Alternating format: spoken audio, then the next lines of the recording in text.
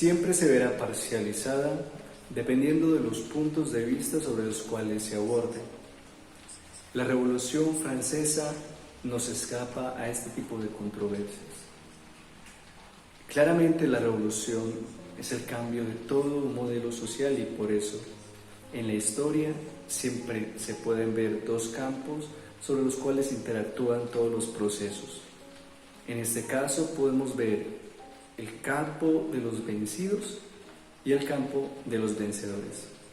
El profesor de la Universidad de los Andes, Luis Eduardo Bosenberg, nos presenta en este escrito de Historiografía y Revolución tres autores del siglo XIX y las causas de la Revolución Francesa, una visión parcializada de la historia donde cada uno de estos autores, de estos puntos de vista, defiende sus intereses particulares, teniendo claro dos elementos. El primer elemento es la coyuntura histórica sobre la cual se desenvolvía el acontecimiento y la segunda, el autor mismo, el cual expresa sus opiniones dependiendo de todo su contexto personal, humano y social. El autor nos muestra tres personajes. Estos personajes se desenvuelven en medio de la Revolución Francesa, ya sea como partidarios o ya sea como detractores. Lo que para unos, dice, significaba una ruptura radical, para otros significaba algo más positivo, pues finalmente lo que estaba en juego era Francia, un choque de mundos, un choque de sistemas, un choque de mentalidades.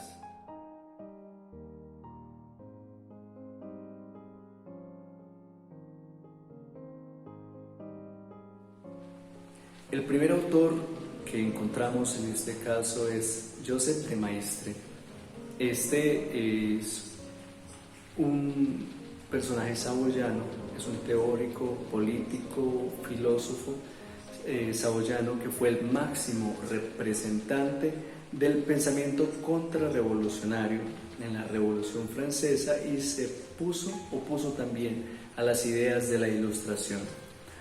Teórico del ultramontanismo. El ultramontanismo habla de la primacía espiritual y civil que tiene el Papa y de toda su autoridad en todo este campo. Esta figura defiende una iglesia nacional y dependiente de Roma. Este autor defiende la idea de que el hombre es incapaz de crear un gobierno y una constitución, es decir, es incapaz de ser un ser político. Y es por esto que insiste en la legitimidad del poder divino por encima del poder real. Desde su punto de vista, la revolución es analizada como una catástrofe. Esto debido a su profunda vivencia de la fe, de la religiosidad. Para comprender el pensamiento de este autor es importante resaltar esto. Ninguna construcción racional puede llegar a proporcionarnos una idea global y coherente del universo, porque la fe cristiana es todo en medio de ver, coordinar y conferir vida y sentido a las conclusiones que da la razón. Con este pensamiento, Maistre se opone al racionalismo, pues el conocimiento solamente puede ser alcanzado de cierta forma guiado por la fe. Y es por esto que la sociedad tiene un origen histórico, divino y no solamente contractual. Para él, la religión es lo único que puede aglutinar la sociedad y evitar que haya un colapso. Dentro de su pensamiento frente a la Revolución Francesa, se puede ver como un teocentrismo contrarrevolucionario. Su pensamiento condena la revolución, habla de ella y habla de la Ilustración como una impúdica prostitución de razonamiento y de todas las palabras hechas para expresar la idea de justicia y de virtud. Por eso, el carácter revolucionario es un carácter satánico y de maldad. el autor considera al pueblo francés como un pueblo elegido por Dios con una misión, y ya que el pueblo no cumplió su misión, entonces Dios desata su ira sobre el pueblo, ya que desde la Ilustración el hombre, con su pensamiento arbitrario, se había alejado de la verdad, y esta sería la causa de la revolución. Así, la revolución es usada por Dios como un castigo para regenerar al pueblo, y el pueblo tendría que retornar de nuevo al recto camino, al camino de la religión. El extravío entonces es el que causa la cólera divina.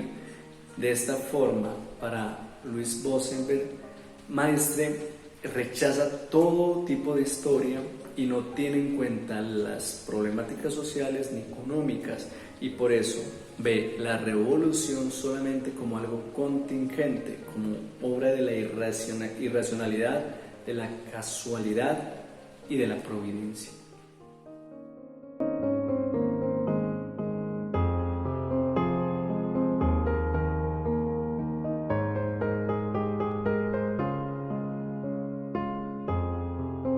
Louis Black. Adolphe Thiers. Adolphe Thiers comprende el periodo de 1797 y 1877, político liberal, historiador y periodista francés. Thiers será un representante del liberalismo burgués, continuador de la Revolución Francesa en pensamiento y política, que se situará en medio de sus enemigos desde la izquierda y desde la derecha. Allí vamos comprendiendo un poco quién era Thiers. Por ser enemigo del cesarismo de Napoleón III, fue perseguido y encarcelado. Se convirtió en el primer presidente de la Tercera República Francesa en 1871-1873 y aplastará el levantamiento popular de la Comuna de París. Ese es el periodo que comprende Thiers. Él es uno de los defensores de la revolución, de la llamada interpretación liberal de la Revolución Francesa. Vamos a mirar un poco su participación dentro de la historia de la Revolución Francesa con su obra, una obra magnífica que publica Thiers en los años 1823 y 1827, titulada Francia vive la Restauración. La obra aparecerá durante esta segunda fase. ¿Cuál es la fase? El predominio de los ultramonárquicos que culminarán en la Revolución de 1830, cuando los liberales se ven a la defensiva y no tienen poder político. Esta obra comienza con una mirada a la historia de Francia. La población francesa se había ido emancipando progresivamente por el trabajo, que es la primera fuente de la riqueza y la libertad. Es una del apartado de esta obra. También veremos en un capítulo titulado Estado político y moral de Francia a fines del siglo XVIII, donde indica la situación del país, caracterizada por una lucha constante entre el parlamento, el clero y la corte. Parlamento, clero y corte. Thiers muestra una inconsecuencia en su narración en cuanto al concepto de nación. Maneja una inconsecuencia, dos terminologías. Por un lado, habla de una nación como sinónimo de burguesa o de burguesía que se convirtió en comerciante, en manufacturera. Estaba privada de toda acción política. Por el otro lado, miraba también a la nación como una nación cansada. Entonces allí vemos la inconsecuencia de estos dos conceptos frente a nación. La chispa para que la burguesía se anime a actuar se prendiera cuando el parlamento surja la idea de reunir los estados generales. Esa fue la chispa que generó para que se emprendiera la revolución. La burguesía se une a la revuelta aristocrática y así se da comienzo a la revolución. Thiers parece ser de los primeros que señala la contingencia de la revolución. ¿Cuál fue la contingencia de la revolución? Y en sus palabras está: la revolución se hubiera podido evitar si el rey hubiera espontáneamente establecido cierta igualdad en los impuestos y dado algunas garantías, claro está. Sin embargo, en el capítulo de la causa de la revolución, él va a marcar y va a ser enfático en señalar algunas causas que generaron la revolución. Esas causas histórico-sociales, obviamente, dando la idea de la necesidad de la revolución, él dirá que primero, para la industria y el ingenio del hombre no había más que trabas. Eso es lo que había, trabas nada más. Lo que traduce una clara exigencia liberal, el comercio libre y la iniciativa individual. Atacará el privilegio, los derechos feudales, el diezmo, la desigualdad en la tierra y en las cargas. Estas son causas fundamentales para que suscitará la revolución.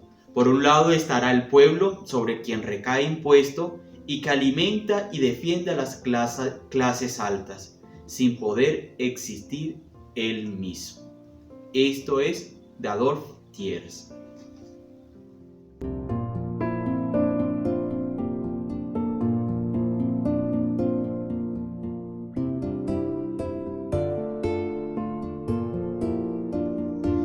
Louis Blanc comprende el periodo de 1811 a 1882, profesor, periodista y político socialista francés. Es miembro del gobierno más radical de Francia en el siglo XIX, el gobierno provisional producto de la Revolución de 1848, que formulará el derecho al trabajo, el día laboral de 10 u 11 horas.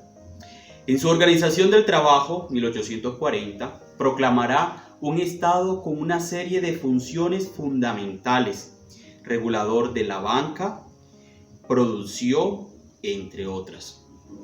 Y en última instancia, el que realizará la libertad. Veamos algunos ideales o pensamientos que caracteriza a este pensador nuestro. Primero, la política, dice él, la política es un medio para las reformas sociales. La reforma política, es decir, la democracia, con una ampliación del sufragio a las clases populares, es la condición para una reforma social que mejore la situación de las clases trabajadoras. Segundo, de la monarquía, constitución constitucional y la gran burguesía no se puede esperar tales progresos. La única solución es la democracia, porque representa los intereses de todas las clases sociales. Por eso el pueblo debe ser educado en estas concepciones, la democracia. Democracia y progreso será otra línea de pensamiento. Está basada en la fuerza de construcción de las ideas y en la perfectibilidad del hombre. Nos dirá también que el orden conservador debe ser derrocado, no con la violencia, sino con las ideas y las palabras. Veamos un poco entonces cuál es el papel de la historia de la Revolución Francesa, que en su gran obra va sin duda a inspirarnos o va a inspirar a muchos de los personajes. Así, en víspera de la caída, en 1847, aparecen tres grandes obras sobre la Revolución Francesa, en ese periodo de la caída. Y una de esas es de Louis Blanc, denominada Histoire de la Revolution Française, Historia de la Revolución Francesa.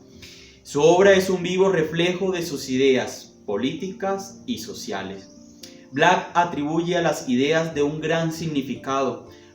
Por eso su obra parte indicando que existen tres grandes principios que se expresan en la historia. El primero sería denominado la autoridad, que hace descansar la vida de las naciones sobre las creencias aceptadas, una represión ciegamente, sobre el respeto supersticioso de la tradición, sobre la desigualdad, y el que por medio del gobierno emplea el apremio. Veamos el segundo, el individualismo. El principio del individualismo es aquel que, tomando al hombre fuera de la sociedad, lo hace único y juez de aquello que lo rodea de sí mismo. Le da un sentimiento exaltado de sus derechos sin indicarle sus deberes. Lo abandona a sus propias fuerzas y para todo gobierno proclama el laissez-faire. El tercero con el que se identificará nuestro personaje, la fraternidad.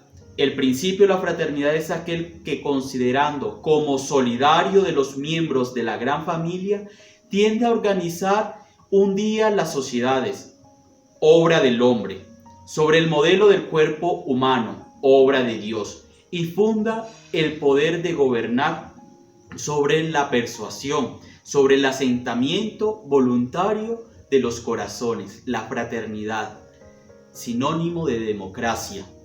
Así la autoridad engendra opresión, pues se enfoca en la personalidad. El individualismo conduce a la opresión a través de la anarquía y solo la fraternidad, por medio de la armonía, da luz a la libertad. En la Revolución Francesa se manifestará dos principios, por consiguientes, dos revoluciones. Ambos se rebelan contra la autoridad. En 1789 triunfará el individualismo. La fraternidad triunfará momentáneamente con los jacobinos y caerá el termidor. Black hará una importante diferenciación dentro del tercer estado entre burguesía y pueblo.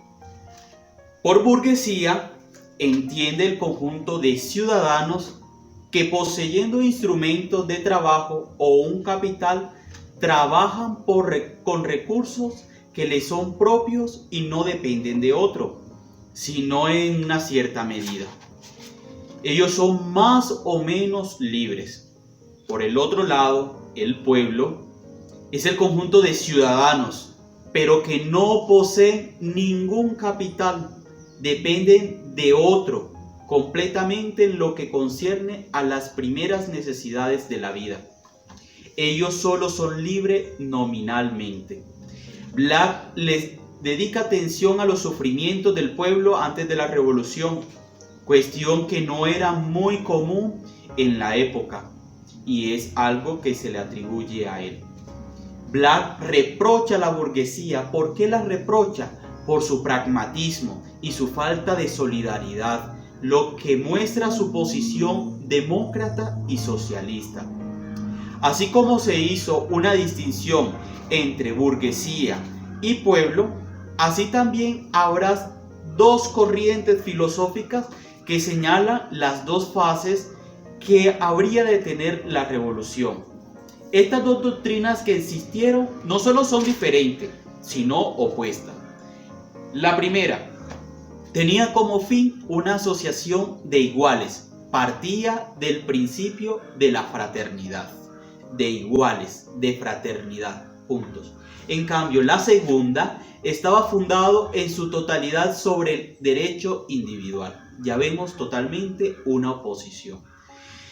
En el último capítulo de esa gran obra, en el tercer capítulo, Louis Black se dedica a las condiciones económicas prerevolucionarias, gremios, prestaciones personales, cargas, mendicidad, etc.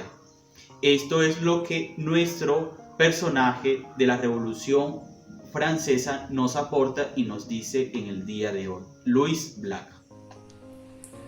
En definitiva, y a manera de conclusión, el autor del documento nos resalta la importancia de la historiografía, en cuanto tiene un doble carácter.